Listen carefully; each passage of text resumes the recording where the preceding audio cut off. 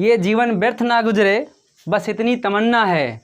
अय माँ तेरे पाँव के छालों को मिटा सकूं बस इतनी तमन्ना है। रेगिस्तान का दरिया ना सही छोटा सा दरिया किसी तालाब का बन जाऊं, कोई प्यासा ना गुजरे हमारी राहों से बस इतनी तमन्ना है। नमस्कार दोस्तों, मैं रामजीवन सिद्धार्थ आज क्लास 2.0 में स्वागत करता हूं।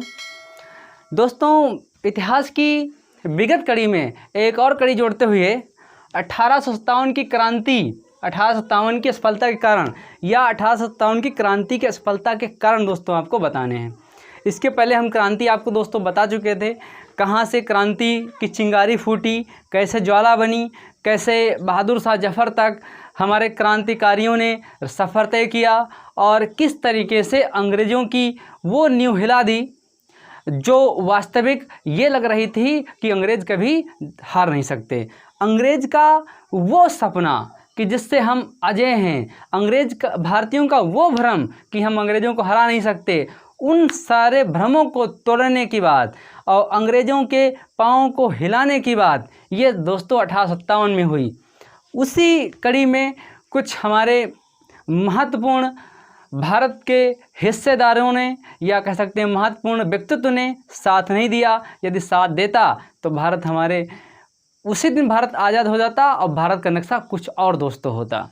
तो आगे हम बात करते हैं, इतिहास कड़ी में बात करेंगे क्या कारण रहे कि 1857 की क्रांति असफल हो गई, क्या कारण रहे कि हमारे पाँव इतनी मजबूती से नहीं टिक पाए। आइए दोस्तों देखते हैं। सबसे पहले यदि बात करें कि कारण क्या थे हारने के, तो उन कारणों में दोस्तों हम बात करेंगे। सबसे पहला जो कारण था वो जो रियासतें थीं उनका साथ ना देना। रियासतों का जो रियासतें थीं उनका साथ ना देना, उनका साथ ना देना। दोस्तों, बहुत सारी रियासतें ऐसी थीं जो अंग्रेज़ भक्त थीं। उनको लगता था कि जो हमारे क्रांतिकारी कर रहे हैं ये सब व्यर्थ है और ये देशद्रोह है। ये ऐसा ना हो आज अंग्रेज़ों के खिलाफ़ लड़ रहे हैं, कल हमारे खिलाफ़ खड़े हो जाएं और हमारी रियासत छीन ले जाएं। इस भय से वो लोग क्रांतिकारियों के साथ नहीं आए। दूसरी बात दोस्तों, यदि बात करें तो नेतृत्व की कमी थी, नेतृत्व की कमी थी। यदि 1857 की क्रांति को दोस्तों एक नेतृत्वकर्ता मिल जाता तो उस समय क्रांति ही कुछ और थी, उस समय क्रांति ही कुछ और होती और हम जो आज भारत का संघर्ष इतने लंबे समय तक देखते आए हैं वो संघर्ष इतना लंबा समय दोस्तों ना होता। आगे बात करें तो दोस्तों सीमित संसाधनों का होना, सीमित संसाधनों का होना। दोस्तों, हमारे क्रांतिकारियों के पास सीमित संसाधन थे, उनके पास अस्त्र शस्त्र या संचार माध्यम, यातायात माध्यम, ये इनकी दोस्तों कमी थी। अब इनकी कमी थी इसलिए वो दोस्त क्रांति को एक नया रूप नहीं दे पाए, क्रांति में वो आग नहीं भड़का पाए जो वास्तविक भड़कनी चाहिए थी और हम मुकाबला करने में असमर्थ रहे। दोस्तों, यदि आगे हम बात करें तो संपर्क का अभाव कह सकते हैं। 4 नंबर, संपर्क का अभाव। दोस्तों, एक क्रांतिकारी दूसरे क्रांतिकारी तक सही से संपर्क नहीं कर पाया। उदाहरण के लिए लें तो नाना साहब, कुंवर सिंह, झांसी वाली रानी, ऐसे बहुत सारे ये क्रांतिकारी रहे लेकिन ये एक दूसरे से संपर्क करने में असमर्थ रहे और इसलिए वो क्रांति उस दौर से नहीं गुजर पाई जिस दौर से गुजरनी चाहिए थी। इसके साथ में दोस्तों एक और कारण रहा तय समय से पहले होना, तय समय से पहले होना। इसका मतलब दोस्तों ये रहा कि कहा जाता है कि 31 मई 1857 का दिन नाना साहब ने बिठूर में तय किया था। ये कहाँ तक बात है इस पर इतिहासकार सहमत नहीं है। 31 मई 1857 को यह तय किया गया कि क्रांति इस दिन होगी, लेकिन क्रांति उससे पहले ही 10 मई 1857 को बंगाल से ही दोस्तों हो गई। अब 10 मई को हुई, 11 मई को वहाँ से क्रांतिकारी चलते हैं, 12 मई को दिल्ली पहुँचते हैं और बहादुर शाह जफर को अपना नेतृत्वकर्ता या अपना सरदार दोस्तों घोषित करते हैं।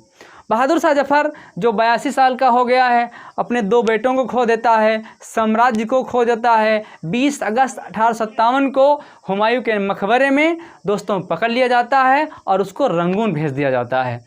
इस तरीके से जैसे ही अब खबर पहुंची कि हमारे बादशाह बहादुर शाह जफर को कैद कर लिया गया है और उनके दोनों बेटों को मार दिया गया है, वैसे ही क्रांतिकारियों का मनोबल धीमे पड़ जाता है।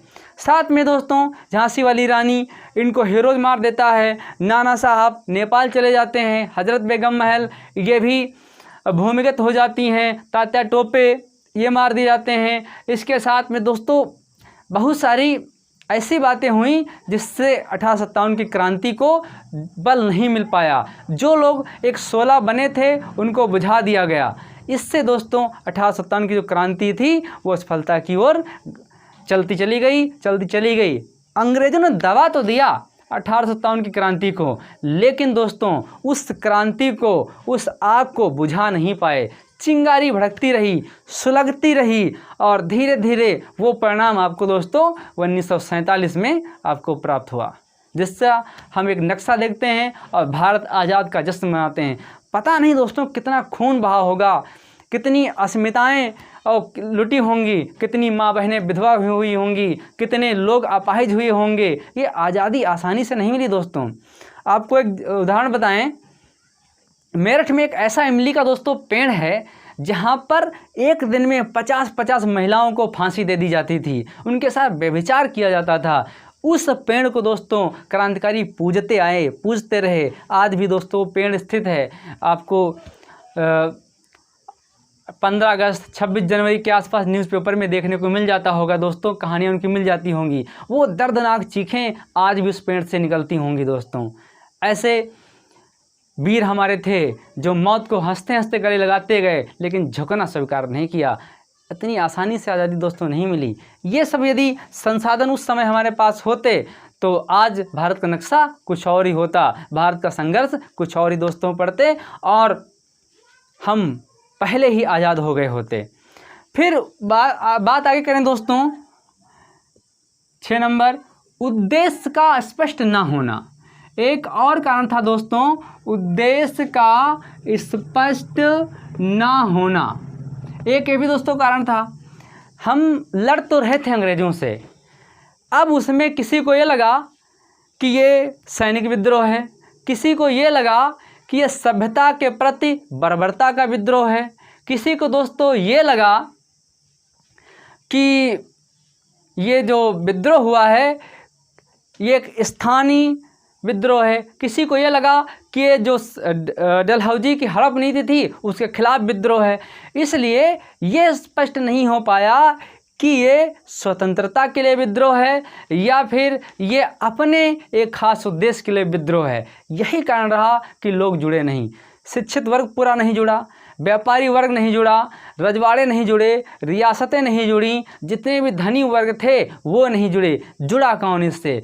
किसान जुड़े, सैनिक जुड़े, मजदूर जुड़े, गरीब लोग जुड़े। साथ में दोस्तों आपको बताएं कि इसी के दौरान कुछ ऐसे लोग थे जो किसी कारणवश अपना पैतृक काम कर रहे थे, जैसे नाई, कुम्हार, धानुक, ये सब कर रहे थे। अंग्रेजों ने इनको जाति घोषित कर दिया, इनको एक विशेष जात में घोषित कर दिया और इनके साथ उस जात का प्रभाव डालने लगे। ये विद्रोह करने पर उतर आए दोस्तों। बहुत सारे ऐसे आपको मिल जाएंगे तथ्य जो बहुत ही दिल को दहला देने वाली घटनाओं का व्याख्यान करते हैं। इस तरीके से दोस्तों 1857 की क्रांति हमारी चली और ये सब कारण थे, असफल होते गए दोस्तों। अब आगे हम बात करेंगे परिणाम क्या हुए दोस्तों इसके। 1857 क्रांति के अब जब हुई तो उसके बाद दोस्तों परिणाम क्या हुआ।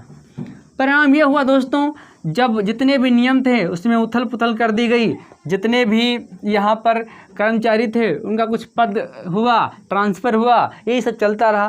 परिणामों की यदि बात करें दोस्तों, तो सबसे पहले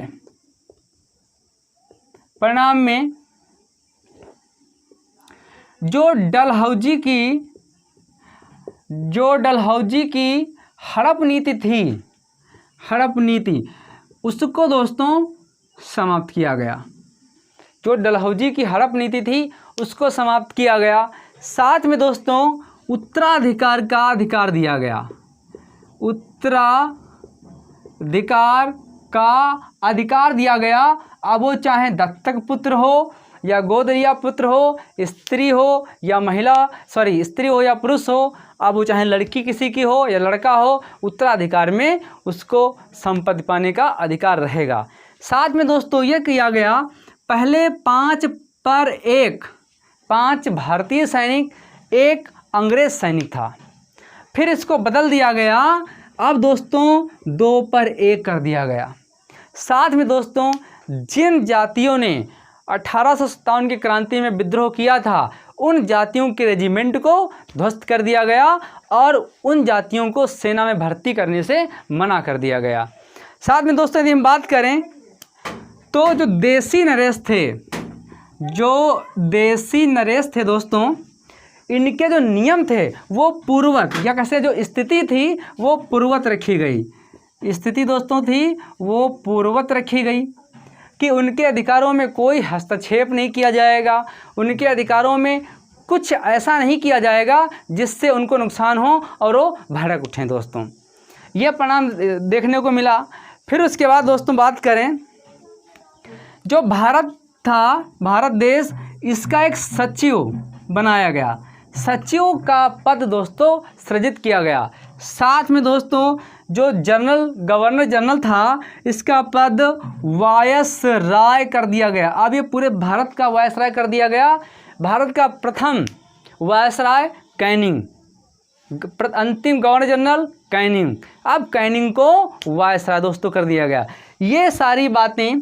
साथ में दोस्तों कहा गया कि जो कंपनी के अधिकार में था, जो कंपनी के अधिकार में शासन था, अब वो सीधा ताज या क्राउन के अधीन हो जाएगा। अर्थात महारानी अब इसका फैसला करेंगी कि क्या अब होना है भारत में, क्या नहीं होना है।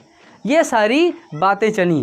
कुछ न्यूज़पेपर थे उन पर दोस्तों प्रतिबंध लगा दिया गया, पूरी तरीके से लगा दिया गया। और इसी के बाद फिर न्यूज़पेपरों में वर्नाक्युलर प्रेस एक्ट आता है तो वो बिल्कुल बंद कर देता है दोस्तों न्यूज़पेपरों को। ये सब चलता रहा।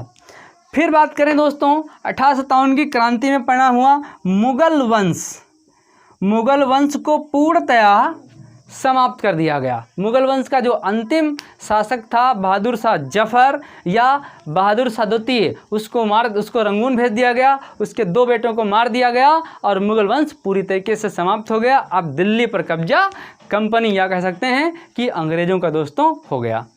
फिर बात करें जो रेजिमेंट थे, अब उसमें समुदाय, जाति, धर्म पर जैसा भेदभाव हो रहा था उसको पूरी तरीके से समाप्त करने के लिए बात कहा गया।